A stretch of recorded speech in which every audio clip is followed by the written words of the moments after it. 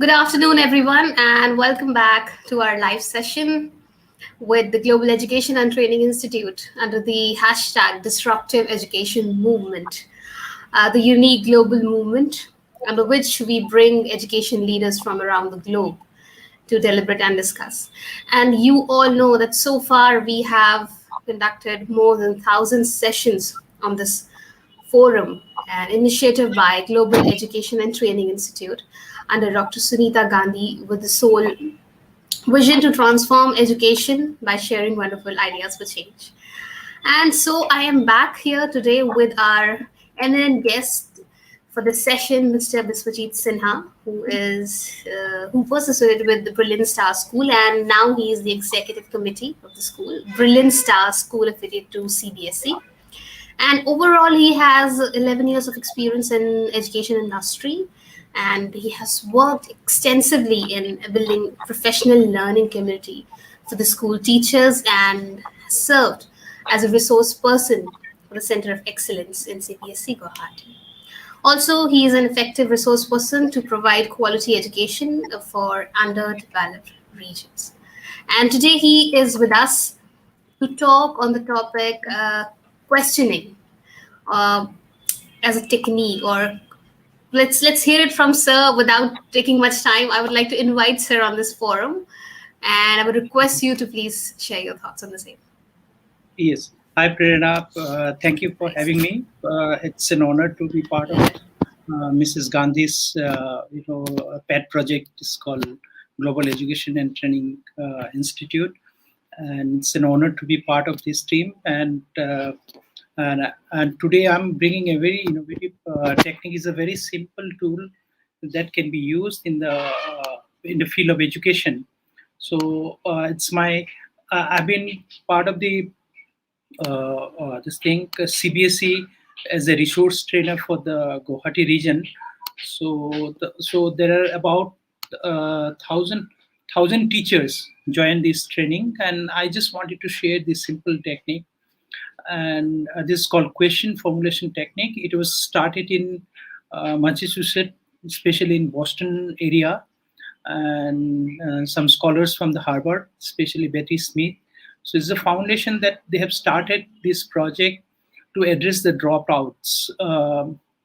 And one of the reason for dropouts is that how students are not able to connect.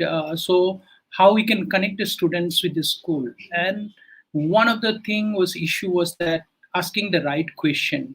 So the question formulation technique is all about asking right question. And this is a simple step process. If you could see that, it tries to produce the question, improve the question, and see that how we can modify it and strategize the question and use the question in an appropriate platform in an appropriate situation. It's a question. So what are the outcome of that?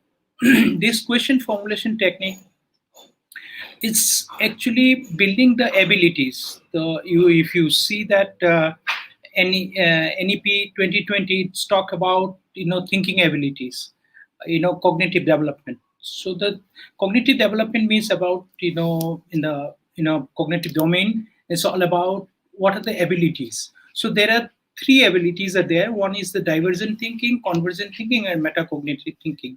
So these are the thinking process that we wanted to develop among the learners. So this simple technique helps to develop this divergent thinking, convergent, and metacognition thinking. Metacognition thinking is thinking about thinking. So it has a particularly, it has a technique, and it follows the simple step, and this can be used while making a classroom assignment or giving homework or independent project like service learning or inquiry-based project or project-based learning, or research paper if students are doing on the small scale, especially and teachers also can use during the action research. And group projects can be also, they can use on the different projects that are related to the group. And also it's very important that for the assessment of learning, for learning, and as learning. So both term and the ongoing. formative and summative assessment. So this technique has a different components, especially the 7 components. I have put down here 6 components.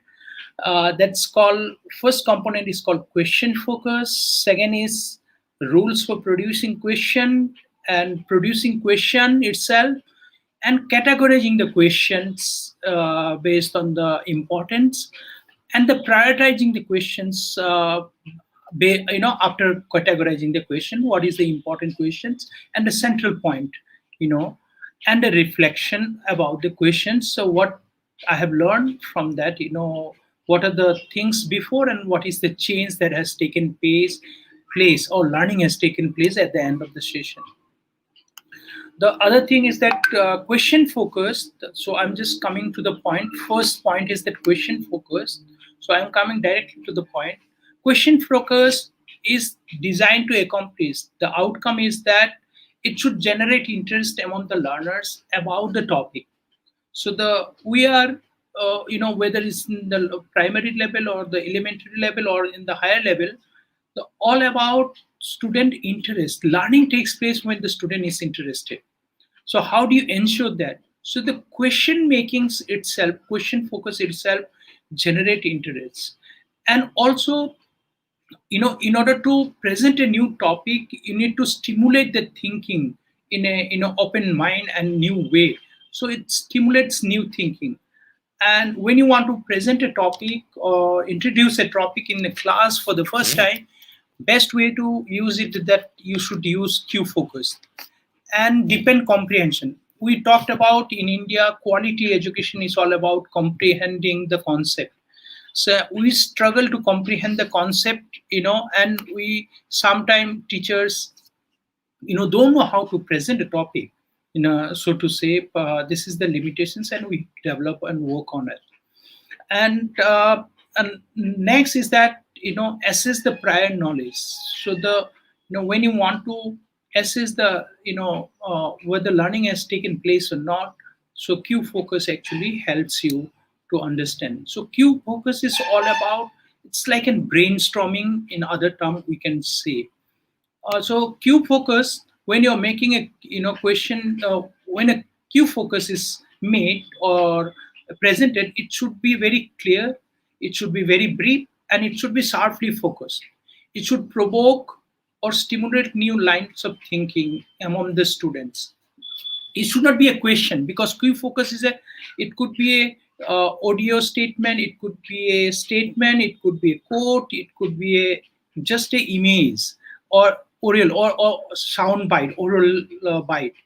So it should not be teacher should not show the interest also, or preference about the Q focus. It's just a statement or just a topic or just an image to introduce a topic.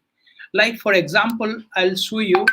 Here is a topic I wanted to introduce in the social science class, cyclone. I'm just putting this image to the students. This is a Q focus, and this Q focus will help students to asking questions. What do you think about this image?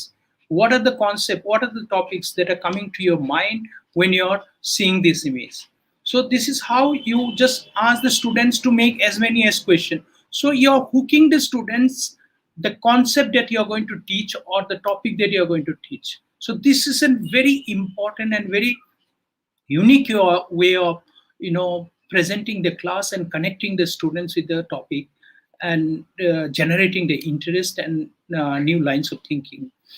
So it should be, when you're choosing a Q focus, or you're doing it should be a simple statement, as I said before.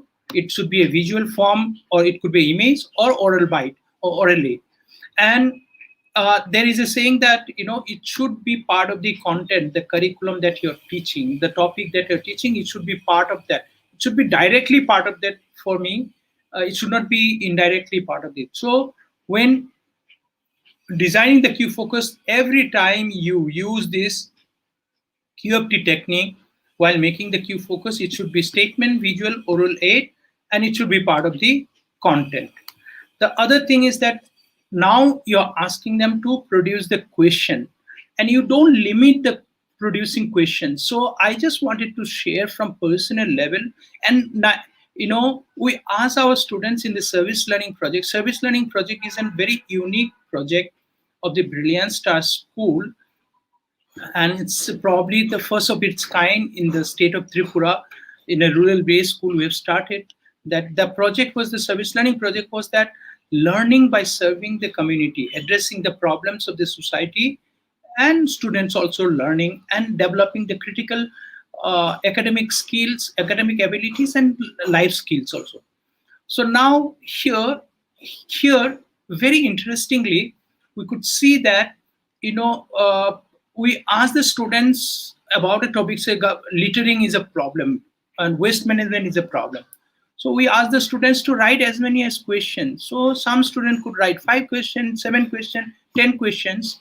Then we said that whatever you observe, try to try to capture as many questions as possible, as a topic, and see how we can. So we noticed that when we are given a task to the students for more than a day, few students went up to 60, 70 students, and remember particularly one student went up to 130 questions. When they're making 130 questions, there are a lot of grammatical errors in the language. There are a lot of connected questions and a lot of incomplete. But ability to think 130 points or 30 different way of on one address, one topic, isn't really, you could understand that how the inductive learning and deductive learning has taken place, the method of thinking has taken place. So we don't judge the students whether it's a right question or wrong question. One of the unique thing about American schools and the Western schools are that they don't judge that this is right or this is wrong. Every question is valuable. So we need to respect the students. In 21st century classroom, our schools, especially the classroom student teachers, main role is to not to stop the learning, the inquisitive learning, or the real nature of students learning this thing, queries that they have.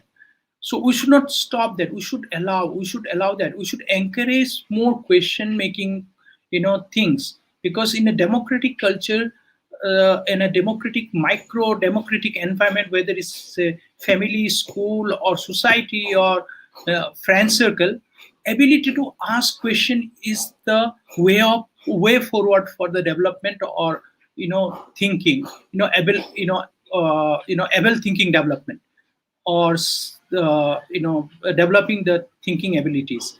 So here we should not judge about the questions whether it's a right or wrong initially.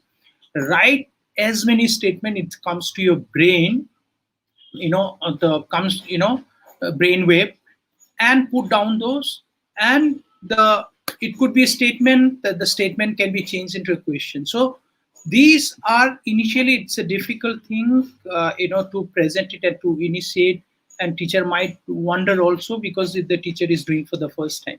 But if they do it properly, this is going to, they can see that it will be disciplined but a little chaotic, little noisy classroom, but students learning is taking place. The whole purpose of learning is to promote thinking and promote ability to think. So this is actually where you're actually encouraging in the 21st century classroom, that students are thinking. So the rule for producing, that students can produce as many questions as possible, and there is, you can put the number. If they say that 5 minute 5 question, or 2 question, or 3 questions, and they can do it in the pair, single, or in the group also. So as I said, this is the image. When you show it the image, then you could see that there is a question that is coming. So there are, I'm giving an hypothetical this thing example here. These questions are there. These are the questions, could be examples of the questions, could be. There are 10 questions students are, and if you could see that these questions are repetitive questions here. And so when these questions are formulated, we're asking students to reflect on these questions. And these questions can be reflected in two ways and identify those. They're called closed-ended questions and open-ended questions. What is close-ended question? Close-ended questions answers are yes or no. You get the obvious answer, a one-word answer or two-word answer maximum. Yes or no. Is the Delhi capital of India? Yes or no. The answer is obvious, right? But whereas open-ended questions, there are questions that are open-ended, and open-ended questions are also known as the critical thinking questions, right? It needs more question explanation. It needs more, it's beyond yes or no. So it's not limited to one or two words, right?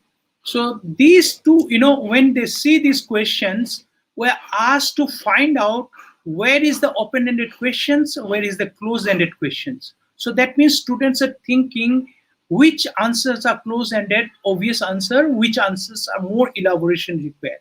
So when they're thinking the more elaboration required, that means it itself is promoting. We are not saying that close-ended questions are wrong or open-ended questions are right. We're not saying that. It's about appropriateness of these questions, where you're using these questions, right?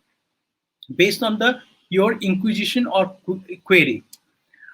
So here you could see that open-ended and close-ended questions. We could see that open-ended, close-ended questions.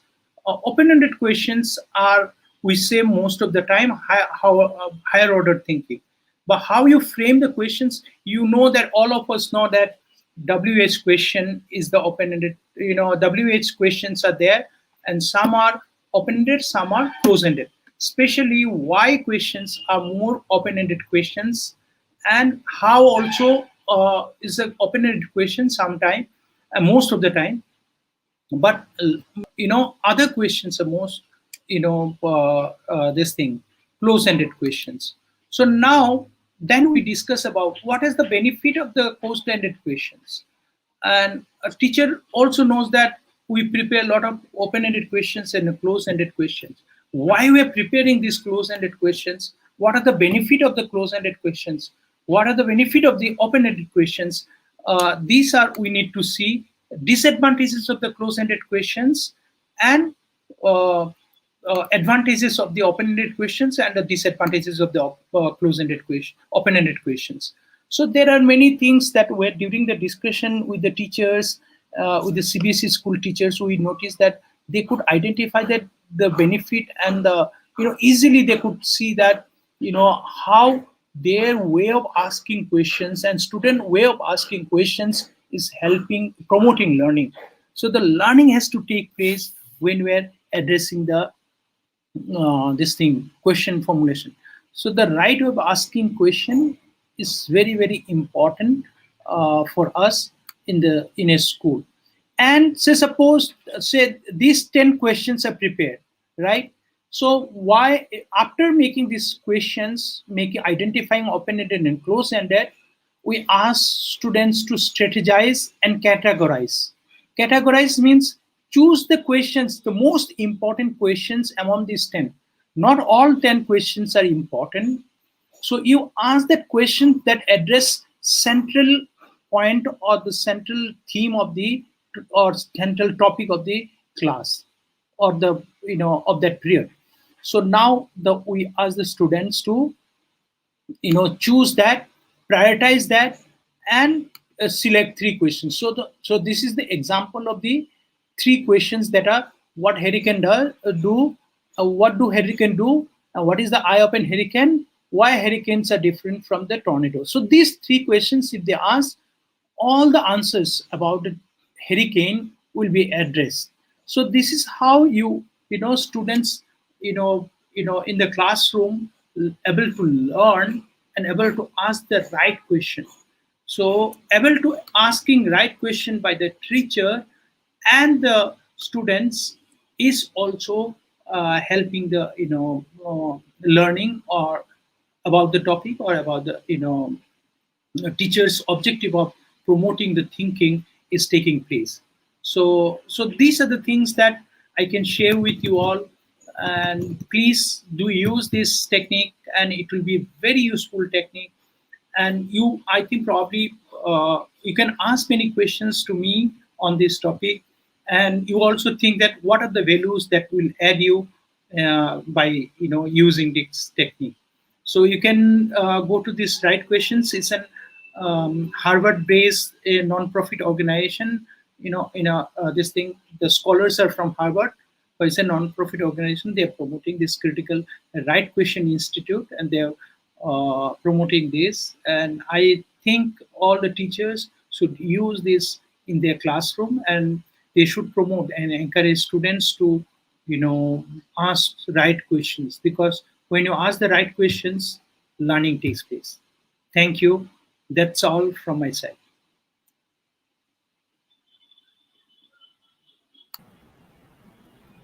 Yeah. Thank you so much, sir. Well, dear viewers, that was all about the question forming technique, as sir discussed in detail. Because we all, educators, when we are in classrooms, and we all want our students to ask good questions and to take deeper, about the topic. In the topic, as you gave the example in the last few slides, with 10 questions on same topic, but the questions were different, and that was all about digging deeper into the content, and to understand uh, properly. We all know that it's not easy, that skill that kids often come by naturally. So we need to guide them with this technique, as explained by you.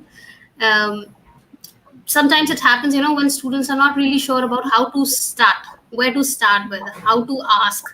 They are totally confused. I think using this technique, they can definitely come up with questions, and you can somehow make the topic more interesting, uh, and make them curious. That's the Yeah. whole idea behind this. And Yeah. this question formulation technique, as you explained, I think it was clear with the points that I discussed. We don't see any questions in the comment section. And this is a step by Probably step they, process. so I ran fast actually, probably. No, not That's really, why. sir, but I think you were very much clear with the content, and you just talked in detail and very quickly. It was very much clear, I think. And you explained the step by step process for anyone who can produce. You can improve, and as you said, you can prioritize the question by Mhm. using this strategy. And Yeah. you can use for all the subjects, all the grade levels, and you are actually going to teach children to use their own questions and become more curious, and all about their engagement. They are more engaged and self-directed learners as well.